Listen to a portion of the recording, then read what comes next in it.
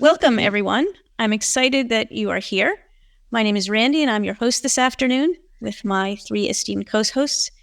This is, I think, our 6th edition of Passion Led Us Here, conversations about values and their importance as a tool to change our world. The 4 of us are living proof of the power of this process and the bonding that happens when you create a safe environment for honest and transparent dialogue among a group of individuals. My co-hosts and I did not know each other when we started meeting to discuss values about a year ago. Today, they are 3 of my favorite humans because meeting once a week to talk about values led us to share personal things with each other, support each other, and develop true friendships because we added value to each other. After studying values together, we began to think more deeply about how we might change our world by committing to do a better job of living our values and taking action to encourage others to do the same. So who are we? I'm Randi Miller, the opportunitypreneur. I use my skills as an IT attorney, consultant, concierge, and wellness business owner to serve people and change the world. Andrew? I'm Andrew Manns. I'm a keynote speaker, trainer, facilitator, and mentor. Annalieza?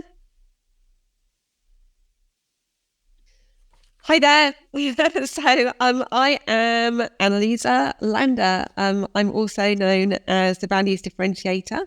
I'm a keynote speaker and coach, helping individuals, leaders, and brands to convert values into profit. Thank you. Riccardo? Hi, I'm Riccardo Sai. I'm a purpose-led visual storyteller and a creative thinker based in London. Thank you. Okay, so today we're going to discuss the value of generosity, one of my favorite values. At our last event, I mentioned the starfish story. It's very appropriate for today's topic, generosity, so I'm going to start by telling it again now. An old man walked along the beach. Ahead, he saw a boy dashing back and forth in the sand. He smiled, thinking the boy was enjoying a game on a fine morning, so he hurried to catch up. As he got closer, he saw the boy picking up something out of the sand and gently tossing it into the sea. So he called out, "Hello, what are you doing?" The boy paused in throwing, looked up, and replied, "Throwing starfish into the ocean. The sun is up and the tide is going out. If I don't throw them back in, they will die." "But don't you realize that there are miles and miles of beach and millions of starfish all along it?" the man asked incredulously. "You can't save all these starfish. You can't possibly make a difference." After listening politely, the boy reached back down, picked up another starfish, gently tossed it into the sea, and said, "It made a difference for that one." I will add to this story that in Judaism, there's a concept called tikkun olam, which means repair the world. And some Jews see tikkun olam, taking action to repair the world, as an obligation. There's also a concept that if you save one life, you save the world. The starfish story reminds me of these concepts and the fact that even small acts of generosity can enable us to make an enormous difference and save whole worlds. Even saving one person's world at a particular moment in time is saving a world. With that, I'll now turn to my co-hosts. Andrew, how does practicing generosity... What? You mean how does practicing generosity in our daily lives contribute to a sense of purpose and fulfillment? Yes. Okay, great. Thank you for the question, Randi. Practicing generosity in our daily lives is like adding the secret ingredient to a recipe for a meaningful and fulfilling experience. It's not just about making a positive impact on others, but it also profoundly affects our own sense of purpose and satisfaction. As a business professional, I've found that integrating generosity into my daily routine has been a game changer, both personally and professionally. One of my favorite quotes by Anne Frank beautifully encapsulates the essence of this idea. No one has ever become poor by giving. When we give, whether it's our own time, resources, or knowledge, we tap into an endless well of fulfillment. It's as if we unlock a sense of purpose that transcends the confines of our daily work. The act of giving provides a profound sense of connection, reminding us that we're part of something bigger than ourselves. And that realization is a poignant source of motivation in our professional lives. Moreover, Warren Buffett's famous words, the most important investment you can make is in yourself, reminds me that generosity is an investment in our own personal growth and well-being. It allows me to expand my horizons, learn from others, and develop a more profound understanding of the world around me. In the business world, this translates into increased empathy, better teamwork, and improved leadership skills. The practice of generosity empowers all of us to become better professionals by fostering an environment of collaboration and mutual support.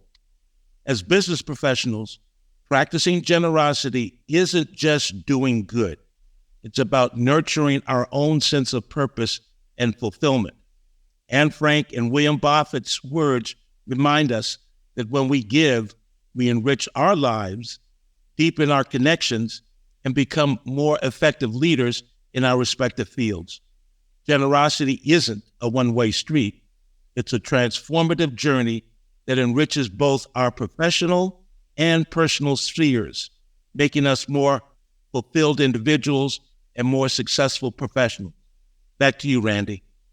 Thank you, Andrew. It was brilliant, as always. Riccardo, what is generosity for you? Thank you, Randi. So this for this sixth episode, I decided to write a poem actually about generosity. So the title of the poem is "The Silent Force" by me. So I'm gonna read that now. Generosity is the force that quietly moves the universe, pushing forward when everyone else is standing still. It's the joy of giving when little is returned, the courage to raise a child when the world's demands are wild. It's comforting words to a friend crying on your shoulder, the plant left on your neighbor's doorstep, the dialogue with that homeless person on the street. It's the art of listening when everybody shouts, a quiet strength, a gentle presence, softly walking. It's the bee you set free, is what comes back to you when you least expect it. It's the seeds you forgot you planted that are now growing. A phone call from a distant friend. It's the sun after the storm, the old lady saying thank you, young man, the gratitude on her elderly face. A cycle of kindness that never ends. Overnight blooming of a sunflower, yellow and bright, a magnificent sight. Generosity starts small but grows fast and far. Is the bigger and smaller you become, is growing your better self through others. Is trusting this journey wide and far. Generosity is the energy, the universal force, a cosmic dance, life's beautiful verse. Back to you. Thank you. Thank you so much, Riccardo. You are a visual storyteller, and we used to seeing you telling your stories in photographs or videos. So, but this was a beautiful way of telling a story in words that allows us to visualize the story. So it's great seeing you use this new medium, and it's also new to our events. Thank you for that. Thank you. It's a new experiment. Well, you did great. Annalieza, in what ways can a generous leadership style influence the overall workplace culture and the commitment of employees? How can it be measured beyond profitability and productivity, and can it encourage team members to pay it forward? Thanks, Randi. I'm just wondering how I can follow Riccardo. That poem was just beautiful, and I feel almost guilty coming in with my share right now because I feel as though I'm spoiling the atmosphere. It really was very special. So thanks for that, Riccardo.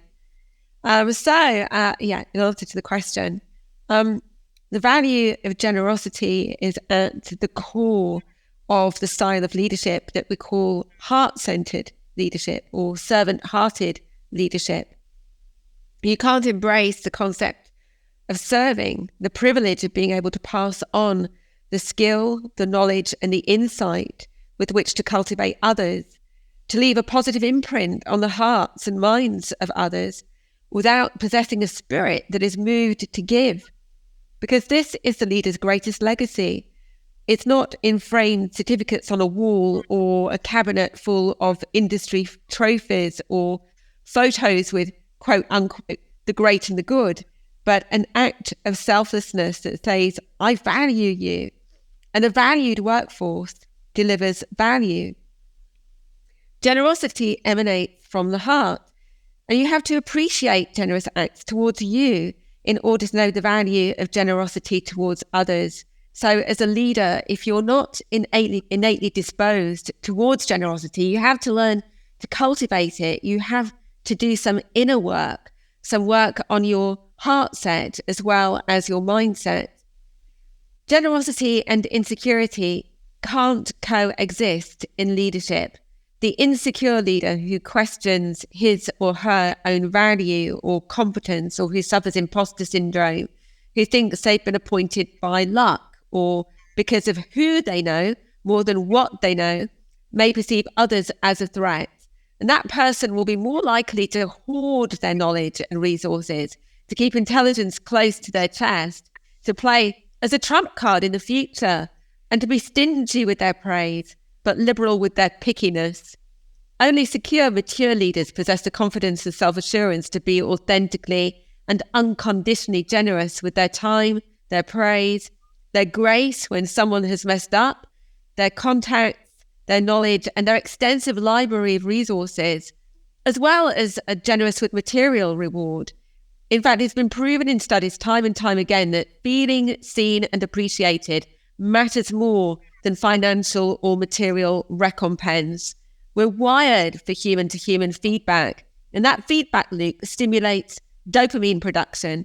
And when we feel good, we feel buoyant and more creative and more productive. And in response, we feel more generous towards our employers and therefore more inclined to deliver on discretionary effort.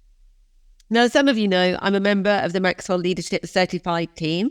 And John Maxwell tells us at conference, if you don't love people, you don't belong on this team. If you don't love people, I'd rather refund your investment, because loving people is the wellspring of generosity, and it's embedded into the culture of our team and is therefore a prerequisite for being on the team. Generosity is a hard value to cultivate in the workplace because by its nature, the environment fosters competition individually and amongst teams. But the leadership encourages it by modeling it and encouraging collaboration over competition. Seeing heart-centered leadership in action, experiencing firsthand the generous lengths that the Maxwell Leadership faculty goes to add value to us, inspires us to find ways to add value to one another. In other words, it ripples out. And it doesn't have to be expensive or time-consuming. It can start with a thank you, I appreciate you, I'm grateful for you. Small gestures, simple notes, cards or gifts exchanged between colleagues that make people feel seen, really seen and heard and appreciated for the value they give and the values they live. And I do happen to sell some if anyone's interested. I've got Christmas cards on sale right now. So generous cultures are born of generous leaders, and the leaders shape the culture. But unfortunately, we see too many leaders who seem to love themselves and the perks of the job more than they love the people they lead. In fact, some seem to treat their staff as a nuisance, an inconvenience. Yeah, I'd love my job, were it not for the people. So if leaders want to attract and retain high-performing talent and eliminate the headache and cost of high churn and the low productivity and half-hearted commitment of those who quietly quit in silent protest of mounting workloads in the face of an absence of sincere appreciation from leaders and management, then they should take the value of generosity very seriously and build it into their leadership framework. Thanks, Randi. Thank you, Annalieza. I especially liked your insight about generosity and insecurity not being able to coexist in leadership.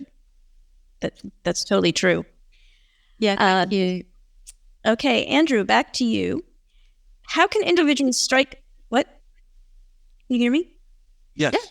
Okay. How can individuals strike a balance between being generous with their time, resources, and energy while still maintaining healthy boundaries and self-care practices? Thank you for the question, Randi. As a business owner, I've navigated the delicate balance between generosity and self-care. And one story that comes to mind that illustrates how this equilibrium can be achieved. A few years ago, my company was approached by a local nonprofit with a compelling mission. They needed support for their annual fundraising event, and my team and I decided to lend a hand. I poured my heart and energy into helping them, working late nights and weekends to ensure the event's success. While it felt good to give, I began to neglect my own well-being, sacrificing sleep and personal time. However, it didn't take long for burnout to set in. My team noticed my exhaustion. They reminded me that generosity shouldn't come at the cost of my own health and balance. It was a wake-up call. I realized that in order to sustain my ability to help others, I needed to establish healthy boundaries and prioritize self-care. It wasn't about giving less, but giving smarter. So I started setting aside specific times for volunteering and made sure to delegate responsibilities at work when I needed to focus on my own well-being. This experience taught me that generosity and self-care can go hand in hand. By scheduling time for both, I've become more effective in my philanthropic efforts and more resilient as a business owner. It's a delicate dance, but finding that balance ensures that I can give to others from a place of abundance rather than depletion, which ultimately benefits both my business and the causes I care about. Back to you, Randi. Thank you, Andrew. That's another important insight. And it makes me think of when you're on airplanes and they tell you when the oxygen comes down to put your own mask on before you help someone else. Similar idea. Okay, Riccardo, can you describe the ripple effect that acts of generosity can have on a community or society? Absolutely. Thank you so much, Randi. In many ways, generosity serves as a catalyst for building strong social networks and cohesive communities. An act of generosity at its core creates connections between people. This is more than just a give and take dynamic. It is the construction of a bridge, an understanding and mutual respect. Once formed, these connections frequently develop into friendship. These friendships are more than just casual interactions. They can lead to deeper trust. In any society, trust is the foundation of peace. When people trust one another, they have mutual respect and a shared belief in the goodness of others. This peace then paves the way for happiness. A community where people trust one another, support one another, and live in harmony is bound to thrive and be happy. Aristotle discussed different types of friendships. The first type of friendship is a utility friendships, in which people connect for mutual benefit. Such bonds are transient, dissolving when the utility is no longer required. The second type of friendship is based on shared activities or fleeting pleasures. Like the first, these bonds can change as individuals' interests shift. The third, however, is the most profound, the friendship of virtue. This is where generosity comes into play. Individuals in a virtuous friendships push each other to be better, not for personal gain or shared activity, but because they genuinely care about one another. This type of bond is long-lasting and stable. Generosity can serve as a springboard for these virtuous friendships. When someone acts out of pure goodwill, focusing on the other person's well-being, it reflects the foundation of virtuous friendships. Such acts encourage people to see the inherent goodness in others, motivating them to cultivate similar virtues within themselves. The link between generosity and friendship is profound. It's not just about giving and receiving. It's about building a society rooted in trust, peace, and ultimately happiness. In a world brimming with virtues, friendships, and acts of generosity, we don't just survive, we thrive. Back to you, Randi. Thank you. Thank you, Riccardo. And I think that kind of goes back to how I started about when you say, just or individual friendships, they then affect society and all kinds of things. And so that goes back to saving one life or one starfish, whatever. So thank you for that. So now you've heard us, and we'd like to hear you, those audience members who kindly, came with us to this new event. What are your thoughts on generosity? What questions have this conversation raised with you? Is there an aspect of the subject that we haven't covered that you would like to discuss? Please raise your hand and we'll bring you up to the stage one at a time. But no, you won't be able to unmute until you're on the stage. Okay, bringing you up, Michael.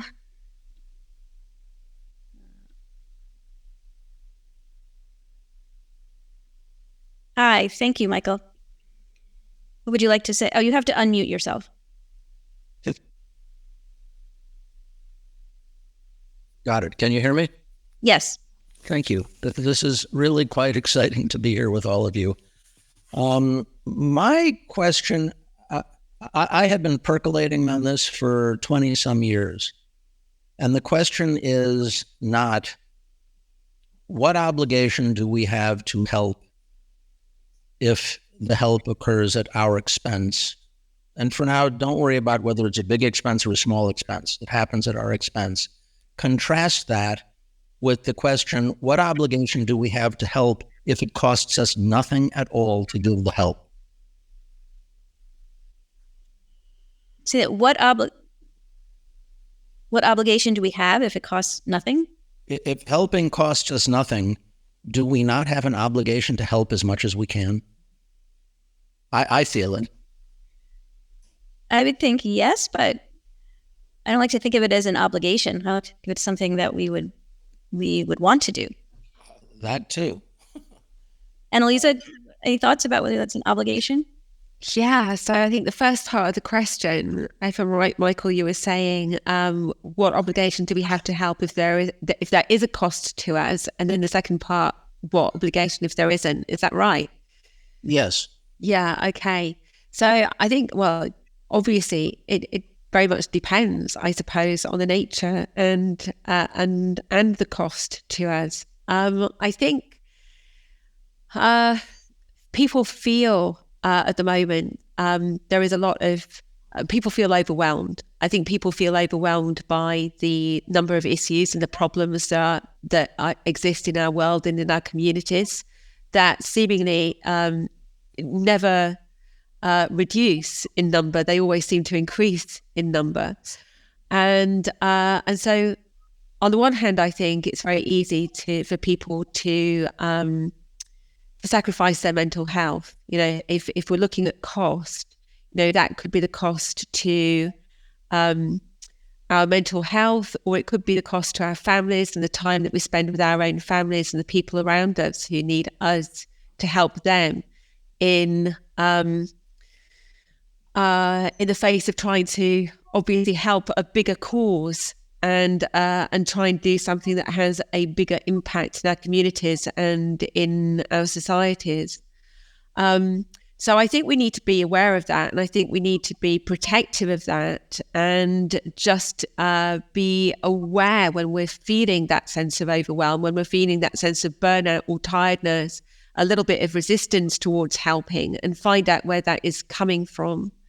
And again, if there isn't a cost to us in as much as there isn't a material cost, then obviously we should want to help as much as we can. Then again, there are a lot of demands on our time, and just balancing that what we have to do on a daily basis to meet the demands and responsibilities of work against, again, wanting to help and do whatever we can to help. So I think it's quite a complex question. I think the simple answer is, a black and white answer is, and of course, as Randi said, if there isn't a cost, then we should want to help. But it's not always as simple as that, because there are other people in our lives that need our help, or that want us to spend time with them, and that might see that, it might create conflict in our relationships, put it that way. Understood. Yeah. Does that make any sense to you? Does that, yeah? Sure. Am I off of mute still? Yes, we can hear you. Yeah. Thank Yeah. I think that brings back to Andrew's point about self-care, and you Acknowledge. From my perspective, helping feels good. And I'm pretty sure it's what all of you think too. Right. Yeah. If you look in the details section of this, well, where I originally posted the event, I think, I'm not sure if it's here. I posted some information from an article about where there have been studies that show that, being generous and giving actually makes people healthier, physically, mentally, happier. So there's actually, scientific backup for that. If I may pick up on that, just so all of you understand what my agenda is, I am a member of the certified B Corporation community. I have been on the path of social enterprise for more than 20 years. I have been professionally making a living since 1985 by providing services for which my clients never, ever pay me, because my industry doesn't require compensation to come from my client. I am a commercial real estate broker.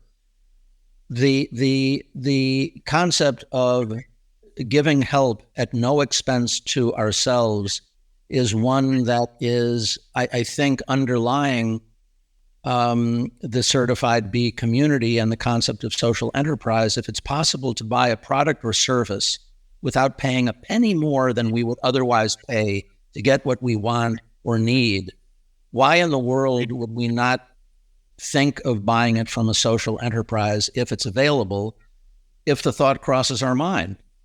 And if we had the opportunity to enter into a specific type of business transaction, it happens to be a brokered real estate transaction, if we could at no expense to ourselves give $2,000 to fund World Bicycle Relief or to pay for obstetric fistula surgeries in Africa, or to do just about anything else, shouldn't we do that? It's free and it costs us nothing and it's risk-free. So it's in that context that I wanted to speak. Thank you. Michael, don't leave just yet. If I may just address what I'm sensing from your comments. Number one, I really appreciate the nuances of your question. And when you said that giving feels good, that's really a heart issue.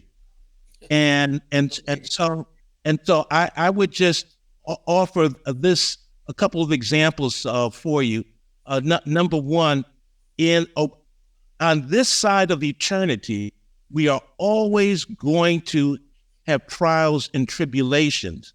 But in that process, it prunes us, it strengthens us. And when we walk through that fire, we know that we can accomplish something, and we brought someone with us. It's very much like the Vietnam veteran who sees his fellow warriors wounded on the battlefield and takes his own life, forgets his own life, but goes out onto the battlefield because in his mind, I am not leaving anyone behind. That's a heart issue. That's a courageous issue. And that's our better self.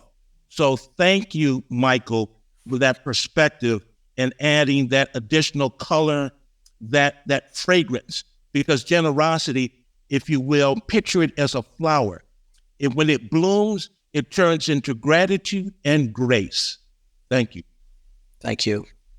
Thanks, Andrew. Okay, Michael, I'm going to send you back to the audience to give Grace a chance to speak. But if you want to speak again, just raise your hand again, and we'll bring you back. Okay. And Grace, you can unmute. Hi, everybody. Hi. Hi, how you doing? Great to be here. Great to have glad you. I stuck around. I needed a lot of glue to stick with you today. Appreciate it. Thank you. Oh, it's not. Absolutely. I'm glad I did. The angle the perspective I was going to pick from. I think that I think everyone has really gone into that, and Andrew has expounded on that a lot. It was really about giving from your abundance. And I do remember, and I didn't know that to be generous, you need to, I know that it also comes from a perspective of sacrifice. And I know the other speakers were talking about how you don't have to burn yourself out. I think that was Riccardo. Was it Riccardo? Exactly, giving. And I've been in that place also, being generous, but at the same time, basically hurting myself. But I guess I'm older and wiser now. I still practice generosity, but not only from an abundance place. I still don't mind making the sacrifice, but I know that I need to not holding back either. Ready to make some sacrifice, but at the same time, still being a generous person, still being a giving person. But I want to talk about generosity, like in an organization. I think that it's very powerful. I know that Annalieza was alluding to what our coach and trainer John Maxwell says. That you have to add value to people. Yes, so that's generosity, practicing generosity. So it's not just about the salaries or giving a big check, but it's also the way we add value to people. The value of understanding the people around us, developing the leaders around us, and also just adding value wherever we can, and making people a better version of themselves where we can. I think that's generosity being practiced in the marketplace or in your organization. And for me, I really connect with that as generosity. And maybe some people don't look at it like that or take it for granted that I'm entitled to that, but that is generosity at a very high level. Adding value, listening to people, letting them have a voice, whether it's in decision making or how things can be better in the organization, and therefore being part of that collective decision that make the workplace better. Making note of where they are, being interested in their lives, right? And so all that is practicing generosity at work. Again, I connected to the fact that when you said that generosity and insecurity cannot coexist together, and that is so true. So if one is insecure, you're not going to be able to practice be a generous person. Absolutely not. I definitely connected with that. That's just what I wanted to say. Thank you. Thank you. Really appreciate it. Thanks. Just wanted to add something about what Grace was talking about, and also Andrew touched on that before about our own well-being as well. Because I think we've been talking about generosity as something that is towards other people, and clearly Grace and Andrew mentioned that is important, our well-being. So perhaps we need to also rethink about generosity also for ourselves. So being generous with time, with saving our energy as well, and just making sure that we look after ourselves. So maybe also that's generosity. Because I think, as I think Grace was saying as well, if we only focus on other people, then we can burn out, and there's no time of energy for us and for others as well. So I think we need to look after ourselves. So yeah, thank you. That's absolutely true. Yeah, thanks. Because they say you can give what you don't have, so you have to fill your cup as well, and that's being generous with yourself and taking care of yourself as well, so that then you can give of yourself to others from what you have. Yeah, thanks for expanding on that, Riccardo. Thank you, Grace. Thanks, Grace. Sure. Andrew, were you going to say something? Nope. Okay. Nope. Gail, I don't want to put you on the spot, but I would love for you to come up and tell us something about your up in the chair movement, which I think is so wonderful. If you're willing to do that, raise your hand. Thank you. Okay, let me. Up.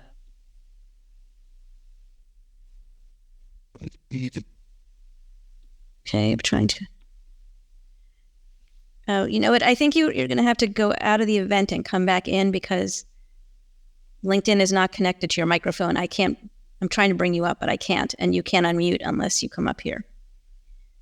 So you can just leave the event and rejoin. Yeah. Oh, there you are. Great. Okay. Okay. Sorry. Yeah, I didn't realize that. Thank you for asking about that. Hi, everyone. I wear many different hats, and one of them is COO of Up in the Chair. And Up in the Chair's mission is to uplift each and every for their unique contribution to humanity, no one and nothing left behind. And so generosity is definitely a part of uplifting. Obviously, they're connected.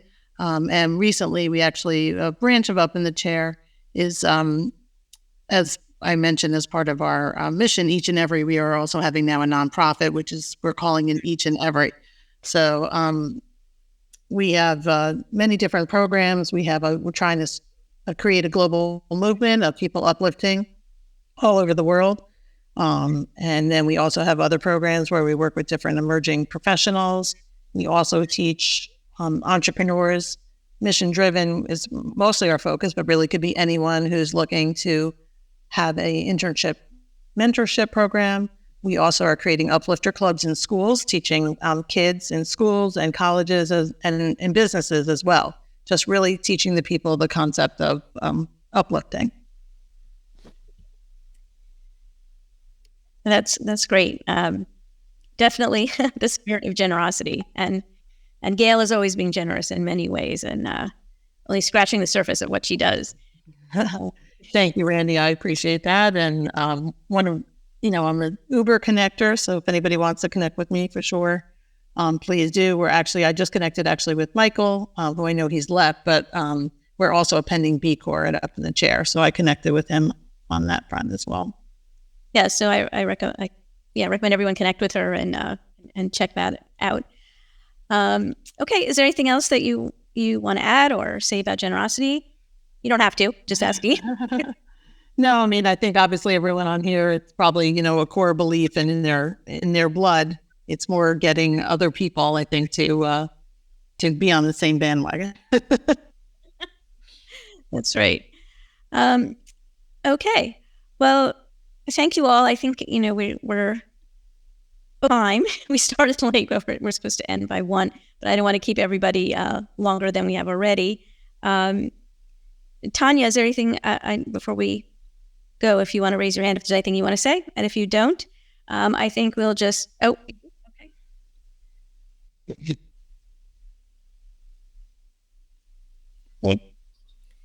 So I just wanted to thank you guys for holding this conversation, because I think a lot of people don't understand generosity the way that you guys have presented it. So thank you so much, because a lot of people do see generosity as I scratch your back and you'll scratch mine.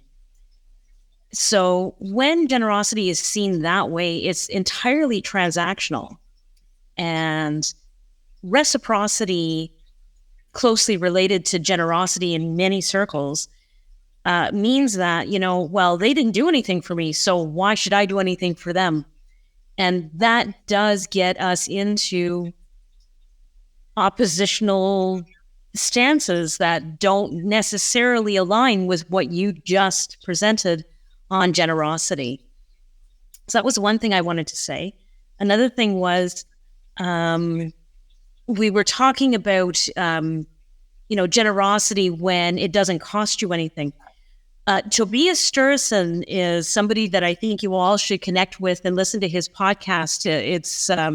He runs a consultancy called Heart Management out of Sweden, and he talks about values are meaningless unless they can cost you something. So if generosity doesn't mean anything to you because it doesn't, you can give up that $200. It doesn't bother me at all. It might not be as impactful as if you do realize that this does have an impact on you, because then it's something you care about. You're demonstrating that this means something to me. If it doesn't mean anything to you, then I'm not even sure I'd like to put it in the same place as the way that you guys have find generosity. So that was, a lot of what I wanted to convey. There was one last thing, and I was just wanting to quote something that I came across this morning. And this is more along what Andrew had talked about in terms of gratitude. And I'll just quote here: "I know what it is to be in need and what it is to have more than enough. I have learned this in secret so that anywhere at any time I am content, whether I am full or hungry, whether I have too much or too little."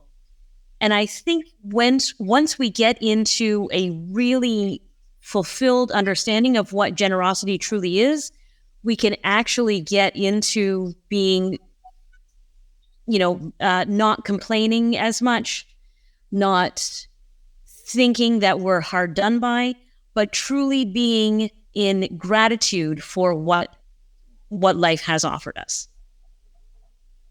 Good. Thank you. Yeah, I love that, Tanya. It was great. Yes, thank you. That last point, yeah. That is. Okay. He's gone. So we're going to close here.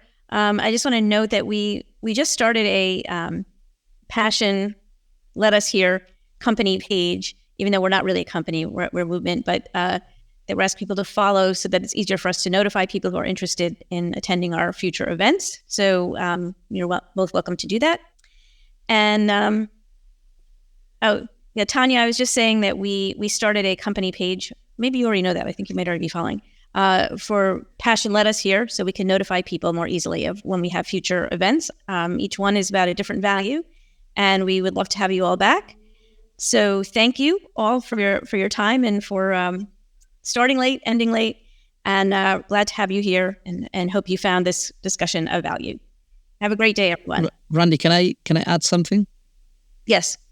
Just that because unfortunately LinkedIn doesn't offer the possibility of recording actually the event. So we've been recording the audio of this event, and so what we've been doing, if we follow already our page, you probably noticed that we've been publishing a few sound bites from the conversation. So we'll do that in the next few days. In case you don't want to be in that recording, just let us know. Just send us a message, and that won't happen. So just wanted to add that, Randy.